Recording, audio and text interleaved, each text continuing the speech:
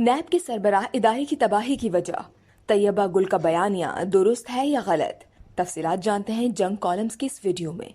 قومی احتساب bureau NAB کے چیئرمین کے منصب پر آفتاب سلطان کی تقرری موجودہ حکومت کی جانب سے اب تک کیے جانے والے فیصلوں میں کلیدی حیثیت رکھتا ہے، جس سے حکومت کی سوچ کی عکاسی ہوتی ہے کہ ماضی میں احتساب اور انصاف کے چہرے پر لگے داغ دھوئے جائیں۔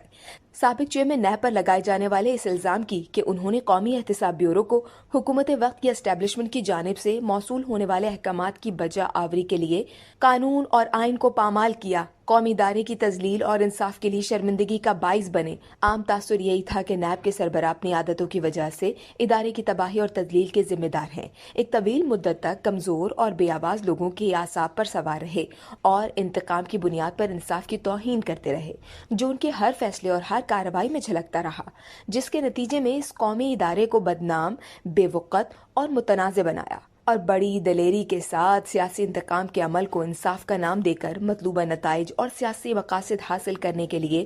رجحان کو عام کیا، اور بے آواز عوام کو احتساب کے نام پر جھوٹے سچے مقدمات میں الجھائے رکھا۔ طیبہ گل کا قصور بھی اسی خودسری کی بنیاد پر تھا، اخلاقیات، مذہب اور قانون جس کی اجازت نہیں دیتا۔ ان حالات میں آفتاب سلطان کی اس انتہائی حساس اور اہم منصب پر تقرری انصاف کے چہرے پر لگے بدنما دھبوں کو مٹانے کے لیے ضروری تھا، کیونکہ اس ادارے کے جن لوگوں نے اختیارات کے غلط استعمال کے ذریعے ادارے کی ساکھ کو نقصان پہنچایا اور ایمان کی سوداگری کرتے ہوئے انصاف کے چہرے کو بدنما بنا دیا۔ طیبہ گل کا بیانیہ درست ہے یا غلط؟ بہرحال ایک خاتون نے احتساب کے قومی ادارے کے سربراہ پر ٹھوس شواہد کی بنیاد پر جنسی ہراسانی کا الزام عائد کیا ہے،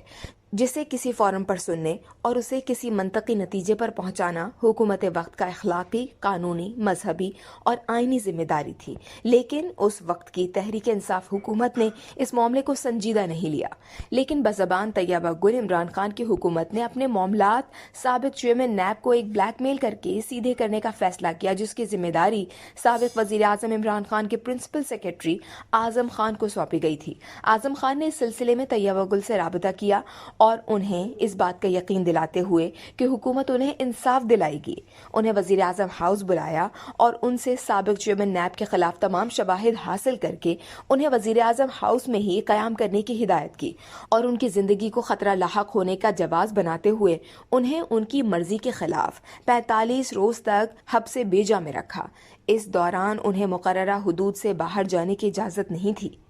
لیکن اس دوران طیبہ گل کی اجازت کے بغیر ہی ان کی متنازع تصاویر سوشل میڈیا پر وائرل کی جاتی رہیں۔ طیبہ گل کے بقول حکومت وقت نے انہیں محبوس رکھنے کے دوران پی ٹی آئی کے ان تمام رہنماؤں کو نیب کے چنگل سے رہا کروایا جن کے کرپشن کیسز زیر تفتیش تھے۔ طیبہ گل نے عمران خان کی حکومت کے خاتمے کے ساتھ ہی انصاف کی تلاش شروع کر دی۔ آخرکار مبینہ جنسی ہراسانی کا نشانہ بننے والی خاتون طیبہ گل کی آواز سنی گئی، اور موجودہ حکومت نے کابینہ کی منظوری سے national commission of human rights کی چیئرپرسن رابعہ جاوید آغا کی سربراہی میں کمیشن قائم کر دیا، جو سابق چیئرمین نیب جاوید اقبال اور کچھ دوسرے لوگوں کے خلاف طیبہ گل کی جانب سے عائد کیے جانے والے الزامات کے حوالے سے تحقیقات کرے گا۔ اب سب کی نظریں انکوائری کمیشن پر لگی ہوئی ہیں۔ اس ویڈیو سے صرف اتنا ہی، مزید جاننے کے لیے سبسکرائب کیجیے ڈیلی جنگ یوٹیوب چینل اور لائک کیجیے ڈیلی جنگ فیس بک پیج۔